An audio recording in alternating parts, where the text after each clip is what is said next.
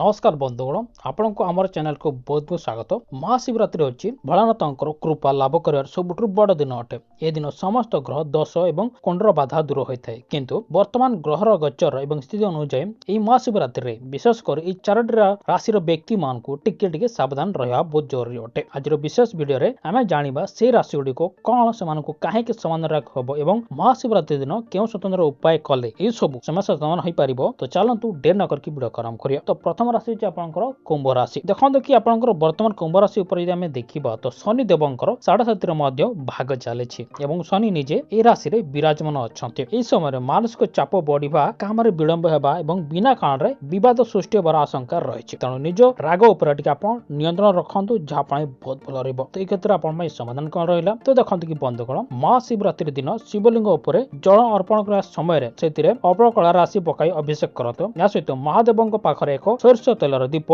जाड़ एवं नना को पचारिक मंत्र जप करूँ जहाँपाई बहुत भल रही। द्वितीय राशि हूँ आपंकर मीन राशि देखो कि मीन राशि व्यक्ति मान शनि 7.5 प्रथम पर्याय आरंभ हो जाए राहु ए राशि अच्छा। यह द्वारा अजथा खर्च बढ़ा स्वास्थ्य समस्या देखा गुप्त शत्रुंर भय लगी भ्रमर स्थिति सृष्टि हो पारे। तो ये क्षेत्र में आप समाधान यह रहा कि यह सब प्रभाव को काटिया शिवरात्रि दिन कंचा क्षीर केसर एवं अल्प गोलमरीच गुंड मिसाई शिव को अर्पण करूँ।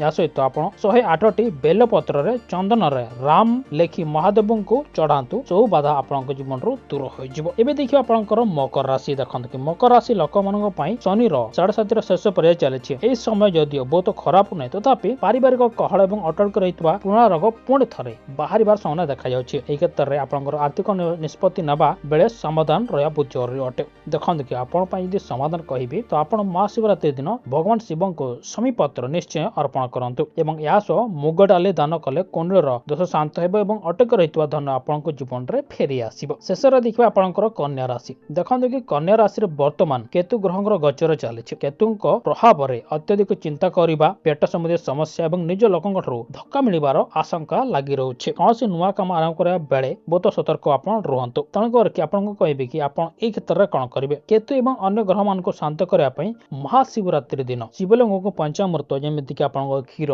दही घी महू एवं चीनी अभिषेक करूँ। पूजा समय महामृत्युंजय मंत्र गोटे माला जप निश्चय करूँ जहाद्वारा आपंकर जहाँ सब समस्या थी दूर हो। बंधुगण 4 राशि मान महाशिवरात्रि पर समय सावधान रहा बहुत जरूरी अटे। तो बंधुगण रोचे नमस्कार।